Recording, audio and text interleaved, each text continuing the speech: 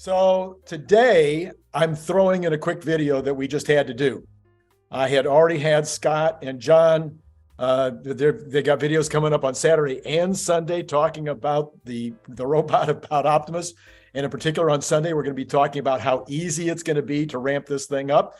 But I don't want to steal the thunder of Sunday. However, we had somebody else jump into the fray. And Scott, I feel like the world has changed this month. Mm-hmm. Yeah. I feel like the world will be talking about this month for years. Yeah. This has probably been the month of disruption. Yeah. Yeah. Literally the March of Nines. The March of Nines. That's terrible. Literally. I got the wrong shirt on today, but I was wearing it yesterday, I think. And I'll have to wear it tomorrow to end the month. So between Chat GPT, Dall-e, and Optimus, which Optimus is all the talk now in the Twitter sphere and here on YouTube so there's a huge shift, a big shift, and I think people are actually a lot of people starting to think about what is that going to look like, in 3 years, in 5 years, in 10 years. Anyway, if you like this content, if it's valuable to you, if you enjoy it at all, just hit the like button, hit the subscribe button, and you definitely want to see Scott and John this weekend on Saturday and Sunday, in addition to lots of other things that are coming up. So hit the subscribe and the get notified button. Okay, Scott, the reason we're here is to talk about Ilya Sutskever. Yes. Who is? I won't try. I think it's Ilya. He is the OpenAI chief scientist. Yes, and he jumped into the fray today, and was in a very good interview. I enjoyed the whole thing, talking about various aspects of AI and whether it might kill us or might not. Yeah. But he had something to say about robots. And I thought, maybe we should talk about what he had to say. Yeah. So I think this is an interview maybe about 3 days ago with Dwarkesh Patel. And the way we found out about it is the way you find out about a lot of things is that people end up tweeting it at you when they discover something's interesting and point out a particular section. And of course, I don't have time to look at all the videos. Neither do you, especially when Lex Friedman keeps dropping these 3-hour videos that are must-sees. So it's really helpful when someone else kind of goes ahead and points out a really salient area of it. The whole thing is very good, but I guess it's right around the 12-minute mark. And we'll just play it, and then we'll comment afterwards. I've got it teed up, so let's just go ahead and I'll play it. And if you have any reason to stop it, just let me know. Let me get your quick fire opinions about these different research directions. Retrieval transformers. So just somehow storing the data outside of the model itself and retrieving it somehow. Seems promising. But do you see that as a path forward, or? I think it seems promising. Robotics. Was it the right step for OpenAI to leave that behind? Yeah, it was. Back then, it really wasn't possible to continue working in robotics because there was so little data. Back then, if you wanted to work on robotics, you needed to become a robotics company. You needed to really have a giant group of people working on building robots and maintaining them and even then, if you're going to have 100 robots, it's a giant operation already, but you're not going to get that much data. So in a world where most of the progress comes from the combination of compute and data, right? That's where we've been, where it was the combination of compute and data that drove the progress. There was no path to data from robotics. So back in the day, when you made a decision to stop working in robotics, there was no path forward. Is there one now? So I'd say that now it is possible to create a path forward, but one needs to really commit to the task of robotics. You really need to say, I'm going to build many thousands, tens of thousands, hundreds of thousands of robots and somehow collect data from them and find a gradual path where the robots are doing something slightly more useful, and then the data that they get from these robots, and then the data that is obtained and used to train the models, and they do something that's slightly more useful. So you could imagine this kind of gradual path of improvement where you build more robots, they do more things, you collect more data, and so on. but you really need to be committed to this path. If you say, I want to make robotics happen, that's what you need to do. I believe that there are companies who are thinking about doing exactly that, but I think that you need to really love robots and need to be really willing to solve all the physical and logistical problems of dealing with them. It's not the same as software at all. So I think one could make progress in robotics today with enough motivation.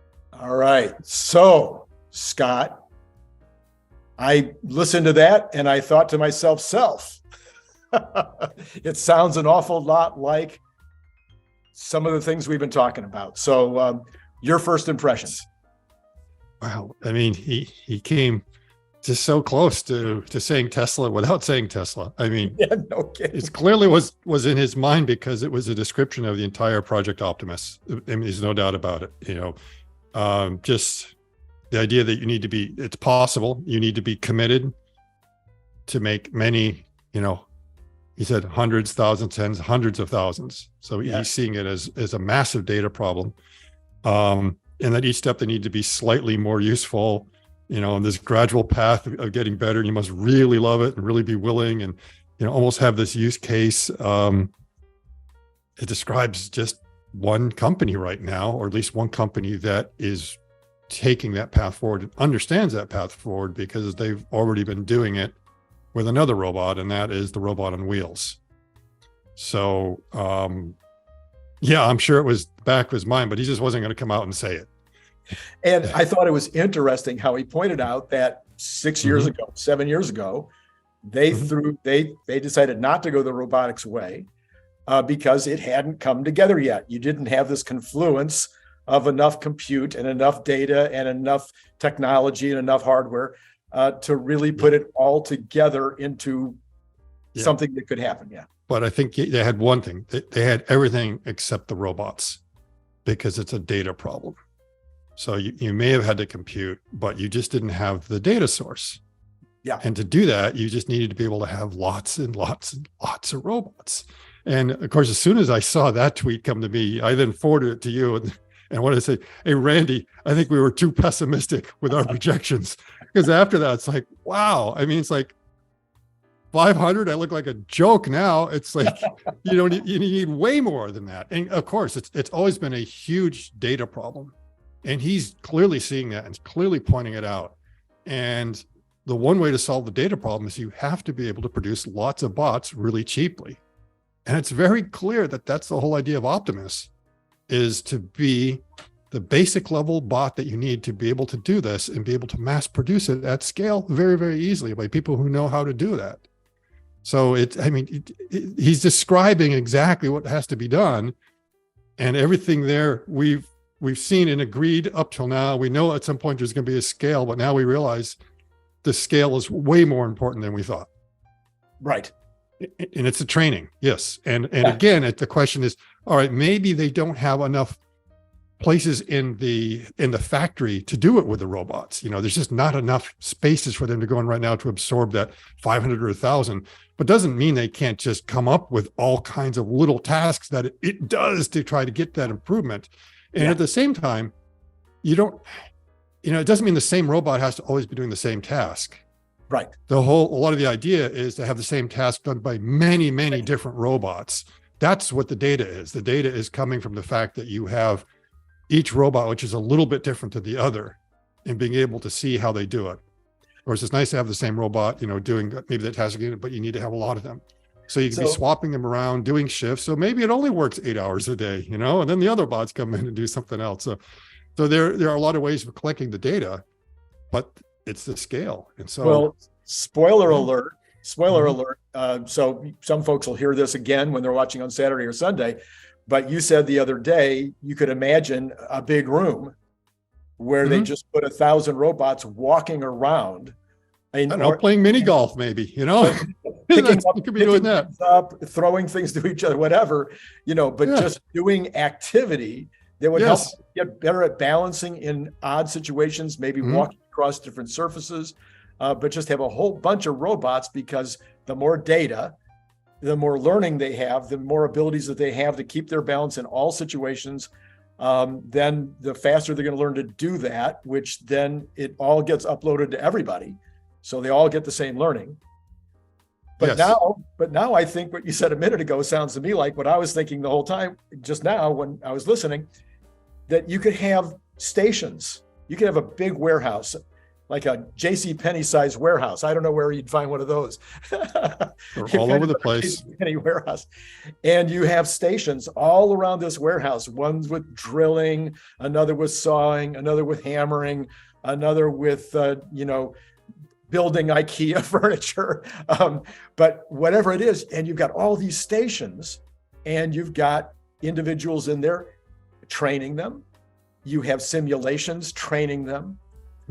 You have individuals going in that are wired up so that they can actually do the activity and have that get downloaded into the bots. All the different methods of training them in this huge warehouse room, and you could have 1,000 bots doing all of these activities and learning really fast. And so if you guys haven't already thought of that, it's free. We just gave it to you. I'm sure they're doing this. So within there, I can imagine you would have, like you say, all these different workstations that they can be doing a variety of things, of just picking up mundane objects and moving them around, doing all sorts of things, and having some sort of IQ test or something like that, or like, can you fit this block in that, and just constantly doing that. And then, around the whole thing, I could just see this kind of like this jogging track, or this kind of like this rather simple obstacle course that you have a bunch of them just walking around there doing laps all day. I mean, just completely filled with them. Yeah. And, almost learning to interact with each other, make sure you don't bump into each other, but just keep walking and walking and walking. And you would just get so much data just from that. And you may get a little bit more, because when I think about FSD, I have a feeling that they only get enough, training data sporadically. They don't get it during your whole drive, because there's a lot of times in your drive, it's mundane. There's nothing going on. You're just going down the road and it's kind of hugging to it. But then you come to an intersection and then something interesting might happen there. Or there's, a V or U of some sort that you have to kind of swerve around. But that means in your 1 hour drive or something like that, there might be 2 or 3 minutes that are interesting. Yeah. So you need a lot of vehicles out there driving a lot of miles to get that kind of data. But I have the feeling just having an Optimus walking around in a room, it's like every second, it's probably a data point. And then if you have a lot of them, you're getting a lot of data. But Ilya really points out, and I mean, he would know, it's that he sees that there's you need a ton of amount of data to do it. And, he really feels it has to be, the dedication that has to go into it. So he knows how to scale up a computer and software and stuff like that. He sees that as like, well, I mean, that's already a big problem. We know how to scale that, but gosh, those robots, they're expensive. They're hard to build. How do you get the numbers that you need? Yeah, but somebody pointed out today, if they're $10,000 a piece and you make 100,000 of them, that's $1 billion. It's nothing. Yeah, it still could be. Yeah, but I mean, depending how you look at it, yeah. And from one standpoint, from a startup, that's a lot of money to be burning through. Startup, but when you've got $25 billion of cash laying around and everyone's saying buybacks, and don't buy treasuries, and what are you doing? It's just sitting there doing nothing. Build another gigafactory. Okay, well, let's just go ahead and build 10,000 Optimus. Well, and then theoretically, it would be if they aren't already ready to go to work in a Tesla factory, it wouldn't take a couple of weeks of doing that kind of stuff. I mean, it really, if you think, now again, they're not going to have 1,000 of them the first day, but maybe there's 10, and then there's 20, and then there's 50, and then there's 100, but they're going to, the amount of learning that's going to take place is going to be fairly rapid. So they should be able to start deploying them fairly soon if they're not already. And of course, you and I both think they're already deployed. And then the second layer we've talked about before is deploying them into suppliers' facilities and sending engineers down there with them into suppliers' facilities and spending the first day or two, helping them, figure out what the task is going to be and how to do it. And then that's just another set of learning, another set of data that's coming into the system that just makes them better and better and better. It would seem to me that it really wouldn't take very long at all to have pretty proficient Optimus robots. Yeah. If you get enough of them out there with enough time, the data sets could be growing really quickly. So on a different subject, of course, you and I talked about how the comments are just great on this. It's just amazing, the comments that are coming in. one of the most fun, some of the most fun stuff that's been coming in is how do they ship these? Mm-hmm. So one guy said, well, you just have them get into a Tesla and drive themselves to the job. Right. Somebody else says, well, you ship the torso, or you ship everything except how to work. The legs are attached to the torso. No, the arms are attached to the torso, and that's all that's done. And when it gets there, the other parts are there, and the Optimus builds itself. Or you have one working Optimus, and then everything else you just send the parts there, and that one puts it together. Yeah, right. And it's possible, and well, yeah, it's coming out of the weekend. We can kind of talk about it that it should be fairly easy to put together, and I think Optimus eventually will have the dexterity to do it. To do it, it's not going to be something that's going to be that big a challenge for most people. So they would probably be able to do it. I'm not sure that you require any special equipment. If you do, there might just be a few little special adapters or something to hold kind of something in place. But I think it's a one-person job. I don't think you're going to really need a second person to come in to hold something. It looks like the whole thing could probably be done. Yeah. Yeah. And then a lot of people have had, reasonable questions. And actually, I'll ask you one of those right now. And that is the one that pops up the most often is making the actuators. Is there any reason why it would be hard to scale those up to 1 million units a year? They do it already. I would think so. Yeah, they're doing it already with them. I mean, they're making so many motors they can put like 2 in each car, right? So think about that. Yeah. And they're making what, 2 million a year? 2 million cars. And those are pretty sophisticated motors. Yeah. So these are fairly simple to build and definitely to scale up. I don't think it'd be any problem. So they're able to already make them in their laboratory setting fairly easily. Sure. Yeah. So that's there. They've already proven that they're able to do it. And I think scaling that up won't be a problem. Yeah. And again, when I look at all the equipment that you need, not sure how many parts would be cast. I mean, there's going to be some things that are 3D printed, but they're not really large parts of standard 3D printers. There's going to be some machining on some parts. So in the worst case, you could just take billets and machine everything out of that. But to scale it, make it faster, you might want to have some sort of castings that come out that you then do, the final machining on it. There's going to be some bearings and other things that you can probably just get from a supplier. And so if you're going to put it in some sort of factory setting or warehouse to build it, a couple of CNC machines. And of course, it's like a lot of this stuff you can buy used. I think all the equipment that you need to build Optimus, you don't have to buy brand new equipment. You could probably buy 20, 30-year-old equipment. Yeah, right. That's still in pretty good order. Because it's simple. Because it's simple almost stuff. A lot of the components. Yeah. It's simple stuff. Yeah. Yeah. We're not talking about really complex milling machines, maybe a 3-axis milling machine or something like that. And a few lathes or something like that. I don't see anything that needs to be 5-axis or anything like that. Yeah. So then Brian Wong, he brought up, he sent me a quick text here just a little while ago, and he brought up some competition out there. And he was saying that the big competition was probably going to come from Sanctuary. That's a new one. Okay. That they seem to be fairly far along. They actually deployed some into a retail setting in Canada, into Canadian Tire, which is a mass marketer up there. And so they deployed some into a retail setting. So, so several people have said, well, what about the competition? If it's this easy to build, what about the competition? My response was, well, the competition is not in the manufacturing of the hardware. It's going to all be in that learning and that ability to learn, ability to, use the vision, finding it with the learning, to be able to use the less than human-like hands, for instance, in order to do the job. How hard will that be for other companies to jump in on? Sophisticated companies. Again, it's going to come down to how many bots they can get out there and what kind of tasks they're doing, and the data collection and how that feedback loop is going to work to keep on improving the product again and again and again. Yeah. There's a lot of niches, a lot of things that work. Agility Robotics, I think, has a pretty interesting robot design that's meant for like last mile delivery and also kind of working in a light sort of warehouse situation of just taking simple pallets or basically plastic. Words escaping me right now. Gaylords?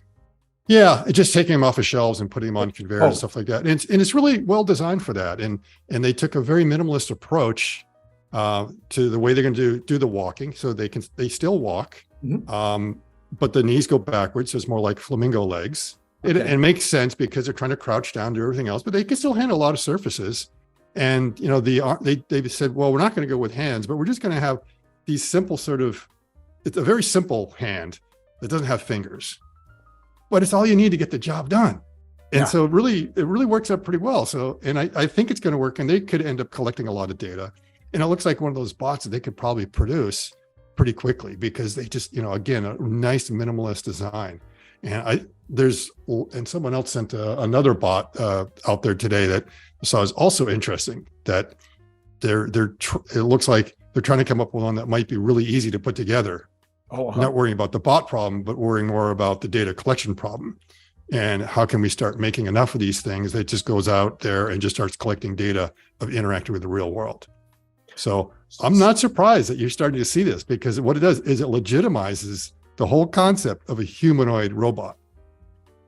And there are a lot of startups that are doing it, and there's a lot of people willing to fund these startups, and that is good. So then if we go back to the original idea of making a lot of them as fast as you can, throwing in the competition and actually having some competition that looks reasonably sophisticated, all of a sudden you might say to yourself, if you're Tesla, no, we need to get out there. We need to start building these fast because we need that first mover advantage. We need to get out there and stay ahead like we have in automobiles. We need to be ahead technologically. We need to be ahead on software and on data. We have to stay ahead. And one of the ways you stay ahead is making a lot of them. Yes. And that's one way. But again, I don't think it's that you have to. Okay, so my phone decided to make some annoying noises at the wrong time there. No, I think that there's nothing wrong with having multiple players out there. That's the whole idea of competition, is that the marketplace of ideas and people are taking different approaches and trying different things that are going to work. And there's more than enough room for a lot of people, because the pie is just getting bigger and bigger. It's not like it's a tiny one that's winner take all. It's definitely going to work out. If the TAM is 8 billion, it would take a long time, even a bunch of companies to make it. Yes. Right. And there are going to be some interesting niches for different kinds of robots. So right now we're thinking, well, we're just going to focus on the, on this very simple humanoid form and just keep it that way. And, as Joe Justice talked about it, whether it should be, some sort of lobster kind of robot. And it's like, eventually you'll have like a 4-arm bot or something like that. And those that will have wheels and won't really have legs on them. And you'll have a robot, which, is like Hagrid, it's going to be like 30 feet tall, and has some others that are small. And you see that already in the industrial robots industry, is that there are different sized robots for different sized niches and applications. They all kind of look the same, but they're scaled for a reason, because one size does not fit all. Right. At the same time, you've got different manufacturers who come in with different expertise because of the applications. So there's so many applications, there's no way one company can cover them all. And the best thing is to deal with the applications that you really know well. And from Tesla's standpoint, they know what goes on in the factory pretty well. And they may have some idea what's going outside, but a lot of other people, they live in this very different area, and they see applications for a robot there. They say, let's go ahead and do that. So, if it's going to be a housekeeping robot, or one that, is working in the hotel or hospitality business, that's a completely different addressable market, a very different way of approaching it.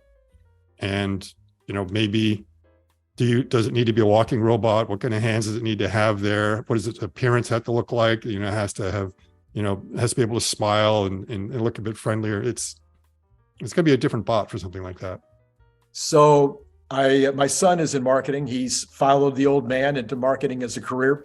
And we were talking earlier today about Chat GPT, and he had a quote. In fact, maybe I can pull it up here. I think I have it handy. He had a quote about Chat GPT and the marketing industry. He says, AI won't replace marketers. It will replace marketers who don't know how to use Chat GPT effectively Mm-hmm. with Yeah. those that do know how to use Chat GPT effectively. I think when I think about the robot, because having been a manufacturer, you've been dealing with manufacturers your entire career. The manufacturer who doesn't get on the robot thing is going to be at a horrible disadvantage. It's always been that way. I mean, if you go through all the manufacturers that decided, no, we're going to do the old way, it's like, oh no, the manual CNCs and lathes, that's the way we're going to go. Oh, we're not going to go with that CNC. Who needs to do that? Perfectly fine. They're out of business, And then those who were like, oh, what's this 3D printing? We don't need that. Or laser cutting. No, we're fine with the way we're doing it. It's like, no, you got to keep on moving along with the times. Right. Otherwise, you literally become a Luddite that you decide that, no, the old way of doing it is the correct way. And you put yourself out of business. So they are going to have to move ahead and think about how you start using these tools and using them more effectively. And I really agree with the marketing there, is that they won't put them out, but definitely if you don't use it right. And I told you what our own personal experience was when we prompted Chat GPT about our company. And if you did the prompt right, you really get some insight. Yeah. And we had talked about previously that, part of it is that if you just ask it generically, it gives you way too much information, doesn't work. But then you give it a constraint. And in this case, the constraint was putting it into verse. Then suddenly it distills it down the way you want. So, you just come up with clever ways of prompting with certain things, and that will give you that key insight. Yeah. That then anyone in marketing will be able to look at it and say, no, that's rubbish. And then they go, wow, that's brilliant. Yes, that's the one I need right there. Yeah, and what's happening, of course, with ChatGPT, and I'm sure it'll happen with the robots, is now there's already lots of videos and lots of blog posts and lots of podcasts out there of people teaching things like suggest that it does it in verse, and you'll get a different answer, and coming up with these different ways to ask the question. So I'm sure that'll happen with the robot as well, is that as quickly as these things start getting out there, there will be people saying, well, here's the application. And because I've talked a little bit about this previously too. My most recent company that I saved was a silkscreen printing shop that did T-shirt printing, and they had automated equipment, large automated equipment, but they were using it horribly. And as I was now thinking back about helping them get that company fixed, man, the robot could have done almost everything in that place. Picking up the shirts, laying them on the platen, lining up the screens, putting them in the dryer. I mean, all of these are things the robots could do easily. You could end up having that company, somebody that did that would eliminate the vast amount of the cost of putting that garment out. And what would somebody else down the street do if they still had labor at all those points? Right. And textiles is such an interesting industry because a lot of automation came out of there, and some really difficult tasks were automated very, very early. And then it's just amazing what they could do. And then up to one point, and then it's like just figuring out how to kind of like fold clothes. I mean, they do have some things to be able to do that. So, but sewing is something that's still very difficult. Yeah. As we get the sewing machine, which is literally able to do the sewing, but the feeding process was something that was always hard to get to work mechanically. That's why you always have the people going ahead and running that thing through there. But, the looms and everything else, I mean, if you just think about it, there was late 18th century, early 19th century, you have it. Yeah. And the Jacquard looms coming out, and the Luddite revolution because of the power looms. Yeah. And then by the end of that, I mean, when was Singer? Was that like the late 1800s that they first came out? I think with the first sewing machines. Mm-hmm. I have to check that. So either that or very early 1900s. But you were able to automate a lot of these things, a lot of the drudgery that was taken out of textiles, and then it kind of like, at that point it gets harder. Like, and that brings up this other subject that we've talked about a lot, is that all of this automation has just created more jobs and more interesting jobs than the boring stuff that people had been doing. One of the things, of course, that happens is, like with the phone, everybody talks about the phone as how many things that nobody ever expected the phone to do are opportunities that the phone created that nobody expected.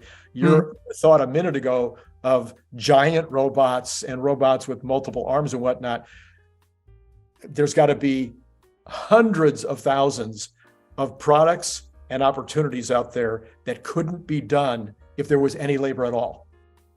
Right. And now all of a sudden, if there's no cost of labor, those particular jobs become, or those particular products become possible. I mean, right. I mean, think about with the cell phone now. Before the smartphone came out, I know it was still possible to kind of get a boarding pass from your airplane, on there. I remember that you could still do it as like a text message and that kind of work. And everyone imagined that's, that'd be kind of cool. You can then check in on your smartphone. But Uber was not possible without it. I mean, think about it. Yeah. It's like Uber. I mean, okay, what are you going to do? You go to your home computer, you type, I want someone to come here and pick me up. Okay, great. But you're out in the city street somewhere. How are you going to hail an Uber? How's the Uber going to know where you are? Exactly. Yeah. I mean, and that's an example of one app that was made possible by that. Just one. And we know there's many others. Yeah, just many others. Right. So even though some of them were kind of obvious and were just an improvement on something that was already there with the previous versions of cell phones that we had, text messaging allowed a certain amount of things, but that just enabled it. Yeah. Okay. So the subject today, which we've gone off astray, of course, we've gone down some rabbit holes, but the subject today was, we've got the chief scientist, the number one scientist at Chat GPT, confirming that if Tesla's smart, I believe they're smart. Scott, you think those guys are smart over there? If Tesla's smart, and we think that the president, the CEO, he's not, I'm sorry, Techno King, we think the Techno King is a really smart guy, and we think he's got a lot of smart guys working for him, that they would be building tens of thousands, hundreds of thousands of Tesla bots, of Optimuses, just for the purpose of gathering the data which they need in order to make these things as good as they can be. I think we've done it. I think we've covered the subject. Yeah, and it's Optimi. Optimi, that's right. I'm sorry, yeah, we did. It's Optimi, and it's Techno King. Techno King is Elon's actual title. Oh, okay, that's how you pronounce it. Because when it first came out, I read it completely wrong, and I thought it was Tech Knocking. Tech Knocking. I was like, "What's a Tech Knocking?" And then I had to, Techno King. Yes, Techno King. Tech Knocking. I don't know. All right, well, that's a great place to end this particular episode, but I just can't begin to tell you the kind of episodes we've got coming up this weekend are going to blow your mind with Scott and with John. I've got a couple of other episodes coming up where I'm running the numbers on the divisions of the various companies, which you're going to want to see for sure. If you'd missed the ones earlier today and yesterday, where I investigate whether or not it's possible, Gary Brown threw the challenge out there. So I said, Gary, yes, they can make 20 million. And I laid it out exactly how they can make them and how they can sell them. If you haven't seen that one, that was earlier today, or yesterday. Yesterday.